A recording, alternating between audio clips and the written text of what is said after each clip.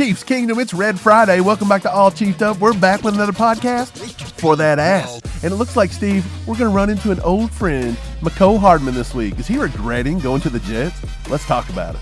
Before we get the show started, we appreciate you guys watching ACU. We know there's a bunch of Chiefs content, so thanks for choosing us. If you haven't subscribed yet, hit the sub button. We're trying to get to 20,000 subscribers before the end of the season. Mike, Mecole Hardman. Hello, my friend, we meet again. It's been a while, where should we begin? It feels like forever. Probably shouldn't have left KC. He left because he said he wasn't getting enough targets and he wasn't utilized correctly and he wasn't happy about it. Yep. But now, look how he's being utilized in New York. Horribly, Steve. We've got NewJersey.com. Why aren't the Jets using Mecole Hardman? This is what they say. The Jets have not gotten the ball in his hands through 3 games. He only has 1 catch for 6 yards. You want to talk about not being utilized? Yikes. Go to the Jets and get 1 catch for 6 yards. They go on to say, against the Cowboys, Hardman was on the field for 14 snaps, but almost all of them came in the fourth quarter when the game was well out of reach. Then at the bottom, the Jets have had plenty of offensive snaps against the Patriots, 63, and Hardman was on the field for only 2 of them, Steve. Good what grief. gives? Mecole Hardman should not have left Kansas City. He should have took a smaller deal, stayed here for 1 more year, because he was not getting the contract he probably thought he deserved on the open market. Absolutely, man. Like I said, he left because he felt like he was underutilized in Kansas City. He even made the comments that Andy didn't really use him correctly. He made the comments, what did they expect me to do behind Tyreek Hill and Travis Kelce? There were no targets left for me. Well, guess what, man? You would have got way more targets in Kansas City because we've been talking about how we need that familiar receiver anyway. I actually think this would have been the season that Mecole Hardman got more work. I really do. Because it's an old friend of Patrick Mahomes, a little bit of a connection. I think that there would have been some trust there. I think Mahomes would have went to him a little bit more. He started to last year before he got hurt. And I really think this was the year that Mecole could have broke out in KC. Right. I think Brett Veach was going to offer Mecole Hardman somewhere around $1.5 to $2 million. I think Mecole, he went and he got a deal. The Jets were opening up their pocketbook. Here it is. 1 year, $4 million, including a $2.5 million signing bonus, $3.58 guaranteed, and an average annual salary of $4 million over 1 year. We went out and we said, hey, we'll go get Richie James. We paid Richie James 1 year, $1.2 million, $152,000 signing bonus, $550,000 guaranteed with an annual salary of $1.2. We thought Richie James was going to look good coming into the offense. He struggled early after having a great preseason. Now he's on the IR. But Mecole Hardman, could he have taken less money? Could Mecole have taken feasibly maybe just a little bit more than Richie James? Maybe that $2 million mark. And I think Brett Veach would have done it. And I believe he would have been playing. He would have been productive in our offense this year. This could have been his breakout year. And then if he wants to go get paid, he should have done it next year. I think Mecole Hardman's regretting this decision. And to be honest, the Chiefs may be regretting it just a little bit as well if they didn't try to work out with Mecole Hardman a little bit because, again, Richie James, not taking nothing away from him, when he gets back healthy, he could be good, and I thought he was going to be, but so far it's been a failed experiment. Right. I wouldn't have been mad at Mecole Hardman 1 year for $2 million because, like I said, I think this could have been the year that he actually got more work. But you got to look at it from his perspective, Mike. He went to the Jets because they were paying him $4 million for 1 year, and that was a better deal to him. Right. But what's really more beneficial to Mecole Hardman? Was it to make $2 million this year and like actually break out a little bit and maybe get a fat contract from somebody else? Right. Or is it to go ahead and take just $2 million more and never see the field? Right. So, I mean, I really think he's regretting it too. And look, if you're not getting the production in New York, when you're a free agent this year, who's going to pay you the money you want next year? It's not going to happen. You're going to have to continually now take smaller and smaller deals and prove-it deals over and over. When you could have stayed in Kansas City, took the same prove-it deal, and probably had a nice breakout year. Mecole Hardman, he's got to miss the Chiefs. Did the Chiefs miss Mecole Hardman, Steve? Do you miss Mecole? I don't, honestly. Like, I was never a huge Mecole fan, but I really do think he could have had a really good year here in Kansas City. The way the wide receiver room shook out, we know there's a lot there, a lot of young talent and things like that. But with the injuries that could come up, like we already seen Richie James out with MCL, we see Kadarius Toney already being the glass cannon, if you will. Oh, yeah. I mean, I think that he would have had his opportunities, and I think that Mecole maybe could have got outside of that gadget guy stigma this season and actually got more targets and got to run more routes. But now I think he's forever the gadget guy. He could be. But Chiefs versus Jets this week, Steve. Chiefs versus Jets in primetime Sunday night. Speaking of young guys, Chiefs Trent McDuffie emerging as one of the best in the NFL, says PJ Green. Yes, sir. This has been a big storyline this week. Everybody comparing the Warden, Trent McDuffie, to Sauce Gardner. In the article, he says defensive backs coach Dave Merritt just today, actually this would have been yesterday, said he sees that more all the time with a second-year player. He's probably one of the smartest DBs I've ever come across at this age as far as going into his second year. He goes on to say, McDuffie strikes the 5-man sled every Wednesday in practice, showing his strength and aggression. I've been saying this for 2 years. Every time he hits the sled, I'm surprised at how heavy-handed he is. This young man is explosive coming out of his hips. Steve, McDuffie is a flat-out beast. We called it. You know who else called it? I called it. I said if the Chiefs move up for a corner in that draft, it better not be Andrew Booth. It better not be the kid from Stingley, the old Stingley guy. We don't need Kadarius Toney part 6. Yeah, right. I said it was Trent McDuffie. That's what they went and got. The Warden is the man, Steve. You can't say enough about the Warden. He's just locked down. That's all there is to it. Absolutely. He's been nothing short of fantastic since he's been in Kansas City. He had the injury concern in year one. He had the hamstring that kept him out for a little while. So he kind of got a late start. But every time this guy's been on the field, you get his best. He looks great. This year, he's looking even better. I want to go ahead and put this to bed. His nickname is not Clamps, by the way. That's terrible. It's the Warden. What does Clamps mean? He's the Warden. He's locked down. He's a Warden. Clamps is terrible. That's a half-assed nickname that he does not deserve because McDuffie's playing good. He needs a good nickname. I don't know where my mind is, but when I hear Clamps, I just picture him shirtless with his nipples and nipple clamps. Yeah, we don't think that. I don't want it. That's disgusting. Like, where's your mind, guy that said Clamps? Patrick Mahomes explains what makes this Chiefs defense so special, says Charles Goldman. Let's look at this one for a second because this has to do with McDuffie as well. Mahomes says, I would hate playing our defense. The players, they're deep at every single position, the scheme, how they execute it. That's why I always say after training camp, all right, now we can get back to the regular season where I can get focused on a couple different coverages. He also goes on to say this, a lot of these guys came back for a second year now, McDuffie included, or multiple years, and they have an understanding of what Spags wants and his play calling. I think that's what makes it so special, and I think they're going to continue to grow and continue to get better with more and more reps. Steve, McDuffie is being compared all over the map to Sauce Gardner, the top of the top. The one disrespect he got this week, by the way, was this. Fox NFL comes out top 10 quarterbacks and doesn't even put McDuffie on the list. Although Trent McDuffie, 90.6 PFF grade, first among all DBs. Steve, is McDuffie going to be the next in line of Chiefs players that just keep getting disrespected? Quite possibly, but I think he's going to be very hard to ignore. Like, McDuffie's been so freaking good, and you see things like that from PFF that get put out on the internet and circulate social media. So I think it's kind of hard to hide a player like Trent McDuffie. He's an absolute beast. And like you said, he kind of encompasses what Spags is wanting to do with this defense anyway. Spags said today in his presser, he said that this defensive group has adopted the theme of chase perfection and rely on relentless more than any other group he's ever had. And that kind of sums up McDuffie, man. He's freaking relentless. And we've noticed that in the first 3 ball games this year.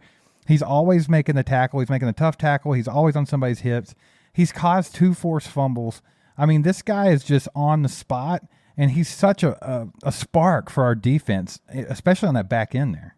Yeah, 1,000%. This is what McDuffie had to say in his own words. I think just consistency each and every day, whether it's coming in and just making sure I know what I'm doing each and every day to making sure that I'm doing my job plus and making the plays I need to make. And at the end of the day, just going home and studying. I think that's the biggest thing that I can do this year that I'm working better at last year, just going home and really going over the details, really making sure that I know what I'm doing in this defense. And on the other hand, knowing who I'm going against, knowing my opponent, knowing the releases of the receivers, knowing where the quarterbacks are looking. So just being able to go out there and slow this game down has been huge for me. Yeah, I was about to ask you, does it feel like it's slowing down for you? Yeah, it's starting to. I think a big part of it is knowing this Spags defense and where he wants me and kind of his mentality behind it. But, after coming off a year of last year and going back and watching that film, you kind of start seeing and recognizing certain keys, information, stuff like that. So just retaining the information has been huge for me. Steve, he mentions retaining information. He mentions film. Do you remember the first one of the first episodes of the franchise. I know where you're and going. he put with in this. his entire room that was nothing but study. And I said, I love McDuffie. He studies. They backed it up there. They backed it up. They proved me to have an eye for the corner right there in that draft. Steve, McDuffie's always been this guy. He's always been this guy. Look what I've dug up today. January 13th of 2022, fewest yards allowed by corners this season. McDuffie over Sauce Gardner. Look at that, 111 to 131. You go up just a little bit further. 4/18/2022, fewest yards allowed in coverage last season. McDuffie over Sauce Gardner. He's always been this. Here he was in the rookie season. Lowest yards per target allowed among NFL rookie corners through week 16. Look at the top of the list. Trent McDuffie, 4.5 yards per target. Sauce is down there at number 4. He's always been that guy. He's going to continue to be that guy. Trent McDuffie's a dog. Trent McDuffie's one of my favorite players here. Absolutely. Just to play devil's advocate just a bit. Sauce Gardner is always against the best receiver on the other team, and a lot of times L'Jarius Sneed's taken that role with the Chiefs. But the fact of the matter is, Mike, you can only play who's across from you. You can't do nothing about that. And that's what Trent McDuffie does, and I think it all starts with his ridiculous work ethic. The guy wants to be good. He wants to win. He wants to be great. Like you said on the franchise, this is a young kid that just got paid big for the first time in his life. And what was the one possession that he was so excited about when he was moving into his house? The whiteboard. I'm so excited about this whiteboard because I need to learn. I mean, that's all you need to know about him. Yeah, and you can see it translate to the field, man. He's a beast.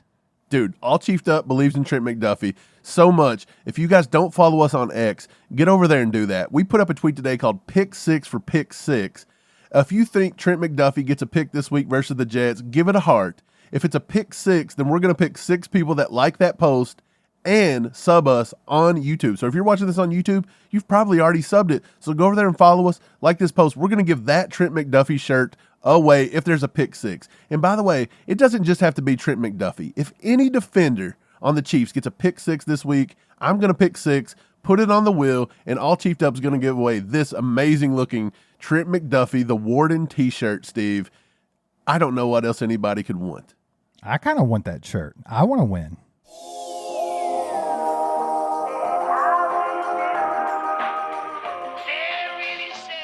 That time's yours.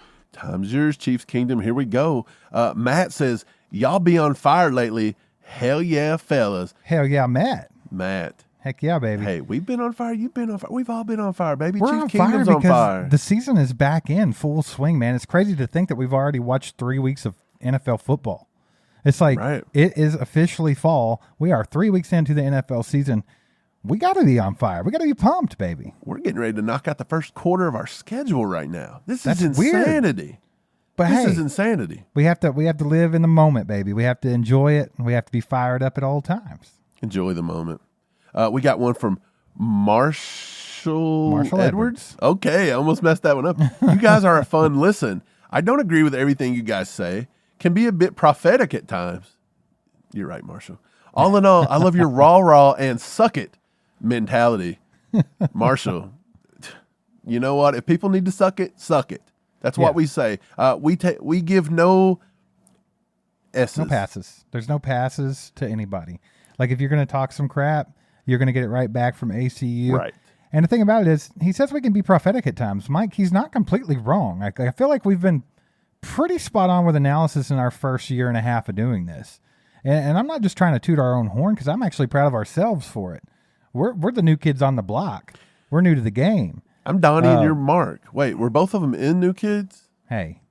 Did you ever think we'd get a New Kids on the block reference today before we had a Taylor Swift one? That would have not been on my bingo card, baby. Let's move on. We got MWK That's Shield. Chad. This is Chad. Why is his name different every day, Chad?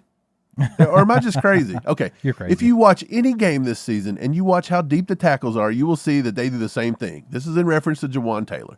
They simply don't want Casey to succeed. It's smart to just take a fine and say something, especially Pat, since he makes the most. But because if you're playing a real opponent and the refs do this, then you could really mess up a game or even the season with one penalty that shouldn't have been called. Chad, daggone it, you're making me read a lot. Imagine that MVS TD was in a close game at the end of the season. Yes, you're completely right. If I were Clark Hunt, I'd even come out and say something. if the commissioner doesn't knock these refs straight by next week. Steve, the whole Jawan Taylor thing, it's kicked up a notch. Do you expect it to die down this week versus the Jets, or do you think they're going to do it to him again? I bet they do it again. The NFL is very persistent and very annoying when it comes to things like this. They're not going to admit that they're wrong, and they will double down. I almost bet you they will. But Chad is exactly right in what he had to say, because that's all the point that we've been trying to make, Mike. If they keep allowing this to happen, and by they, I mean Andy Reid, Patrick Mahomes, Clark Hunt, whoever it has to get to, I mean, if they keep letting it happen, it's going to come back to bite them in the ass, bro. Steve. It's going to be that late game in the season, and they're going to throw that flag on a critical play and then be like, well, he's been doing it all year. I mean, we've been saying this. We've flagged him a million times for it, but we all know why they really did it. The same reason why they really did it the other day when MVS caught a touchdown pass. Look, they're taking their chips. Their chips are stupidity. They've put it into the pot. They're going to raise that with some ignorance, throw that in the pot, and then they're going all in on slap nuts. That's what they're doing. This is what they're going to do.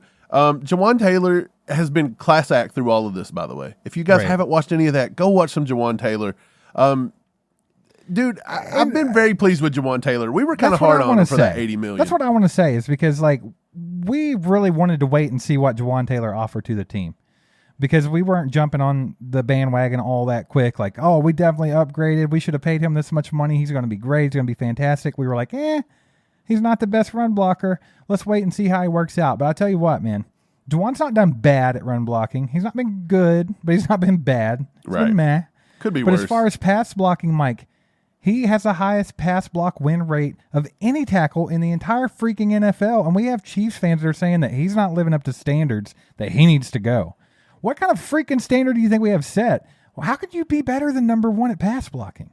Steve, if these are nuts, they're slapping them. They're slapping them nuts. Ridiculous. Slapping them nuts. Justin Day says it's going to be effing sweet when Charles Omenihu gets back. Let's freaking go. Baby. Justin's not wrong, Steve. The defense has been pretty monstrous, but I did dig this up today.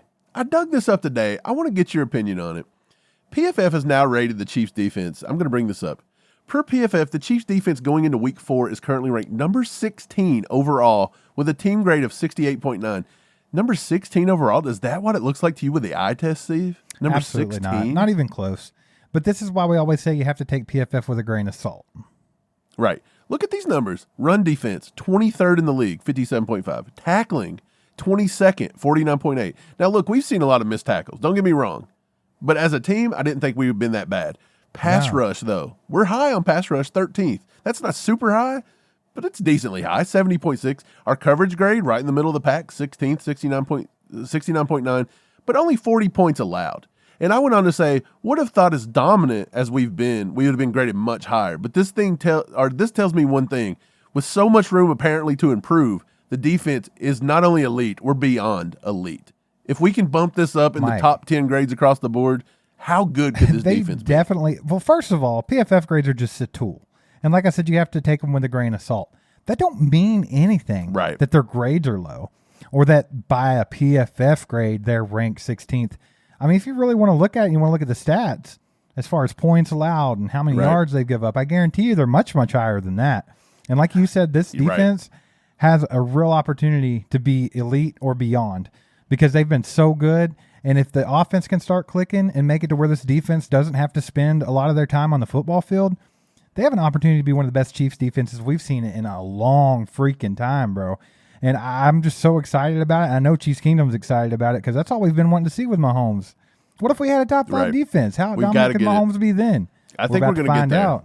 We're going to get there. Last one of the day, Zazzy, 1973. The Chiefs hate to me is absurd. I've waited all my 50 years to see the Chiefs like this. Let us Chiefs fans enjoy. Side note, I like Tony, but he's a glass cannon.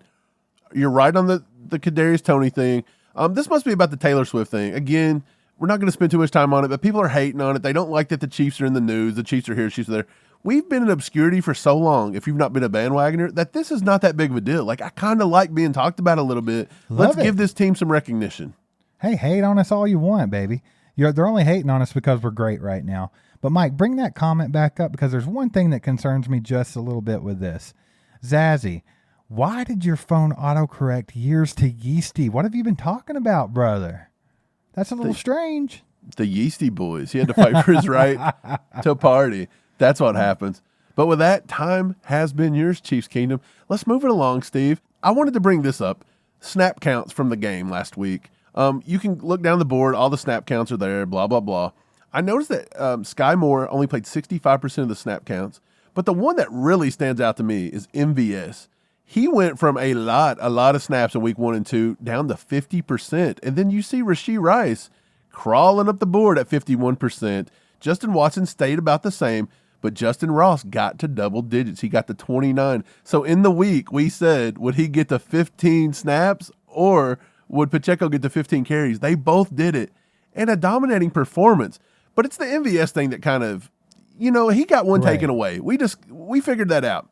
Yeah. But Rashee Rice, he come along. I think he's going to develop into a nasty weapon for the Chiefs. I really do. Absolutely. I think Rashee Rice has just been amazing when given the chance, and he looks so good. But MVS, is this the week he gets into the end zone? Does he get into the end zone this week? They took him out of it last week. It's just a matter of time with MVS. I still think that he has an opportunity to have a pretty good breakout year here. It's been awful slow at first, but we know he has the talent to do it. And we've always said it just takes him and Mahomes getting on the same page. It just takes a little bit of chemistry. And I think we're seeing a little better chemistry this year. He's not getting as many looks. He's not getting as many targets. But when he does, he's effective. Like a lot of times he has a high catch rate as far as his targets go. I do think he has the opportunity to do that. But I think you might see, I know it's early in the season, so I'm not trying to blow this out of proportion by any means.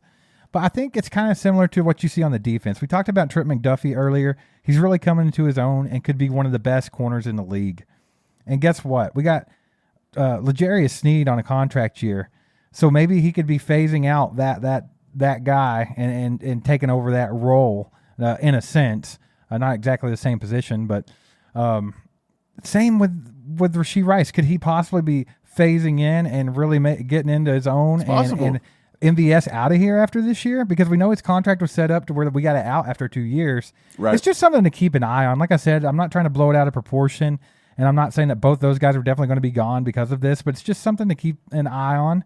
I think that if they're going to start using Rashee Rice more, I think you're going to see less MVS. Same way if they start putting Justin Ross in. You've said before, usually Justin Ross only comes and gets snaps when MVS goes off the field. Right. So, I mean, if you're going to see these young guys that have that kind of role, you're going to see less MVS. But I think it's really up to him, Mike, to get out there and make a name for himself and really break out, and then they cannot do that.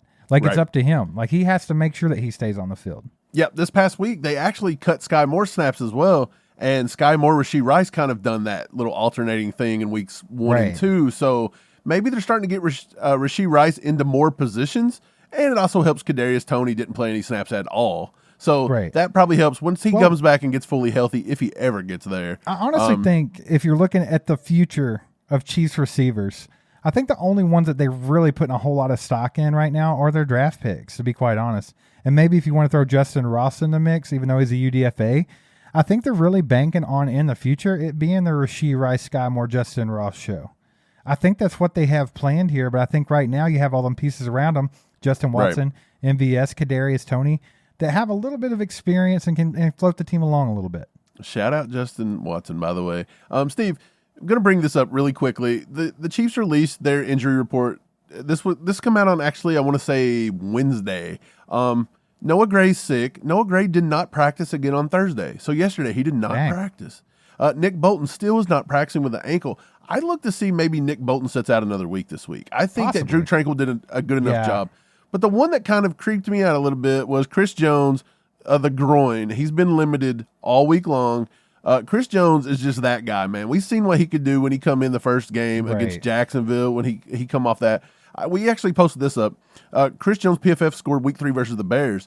His overall defense was at 82.2, second in the NFL with 92.6 on the year. So on the year, he's still the number 2 defensive interior. His run defense was a 75.9. His pass rush was a 67.3. He only had 1 pressure, 1 sack, no hits, no hurries, no batted balls. We got to looking at the snap count, Steve, and I don't know if he's on this one. No, he's not on this one, but he only had 16 snaps. 16. Come to find out, could it have been the groin? Did he hurt his groin that game? And by the way, that's a lot of groin to injure. No kidding. Like I said on our live stream the other night, man, if he's peeing and he accidentally drops that thing, he's getting a groin injury. You got to be very, very careful with Chris Jones in that area. But the thing about it is, man, I think that might be why he only had 16 snaps. But he was still very effective when he was in the game on those 16 snaps. So I'm not going to worry too much about it being a bad injury. I just don't want it to be a lingering injury. So, Yeah. I mean, if they have to take it slow and he only gets 16 snaps again this weekend, I don't think it's a huge deal right now. You don't want to like press it because you don't have to. Chris Jones is like we said, he's the game wrecker. He's a game changer. He is the best player on our defense by a long shot. But Right. our defense has been performing great. They did in week 1 without him. They performed great last week with him only getting 16 snaps. So I think we have enough trust in those guys to let him get fully healthy. For sure, man. I got a story here from Heavy on Jets, by the way. Jets QB Zach Wilson gets disrespected by Chiefs veteran. They're talking about Willie Gay, by the way. They said this: nothing Gay said was necessarily inaccurate. It's the fact that he said it at all. It's like the old saying goes, I can say something about my brother, but you can't.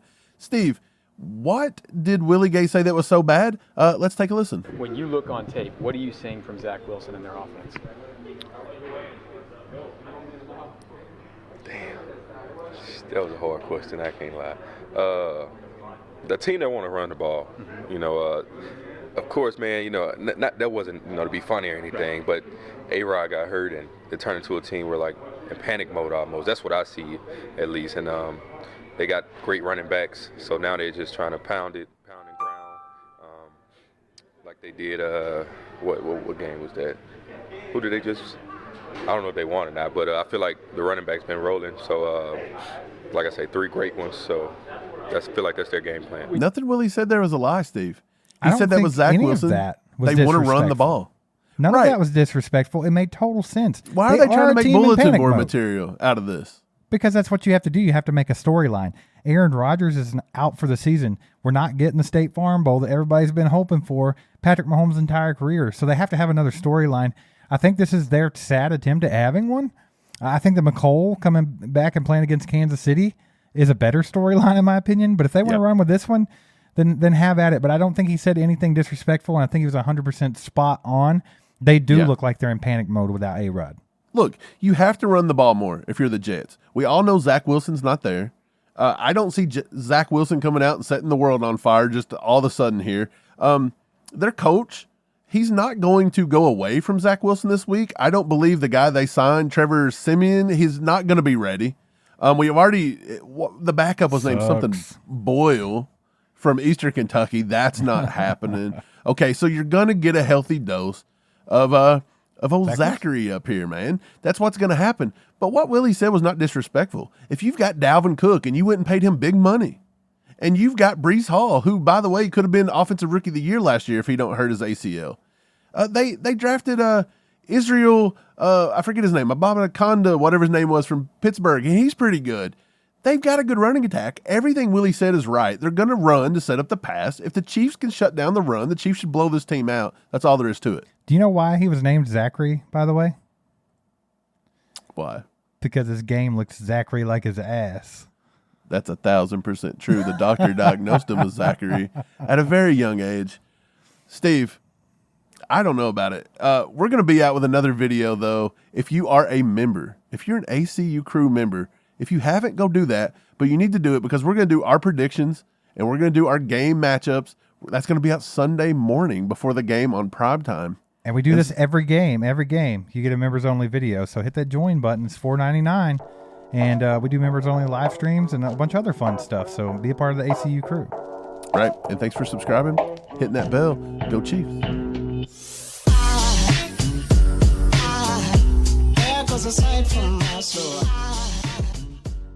Hello, my friend. We meet again. It's been a while. Where do we begin? It feels like forever.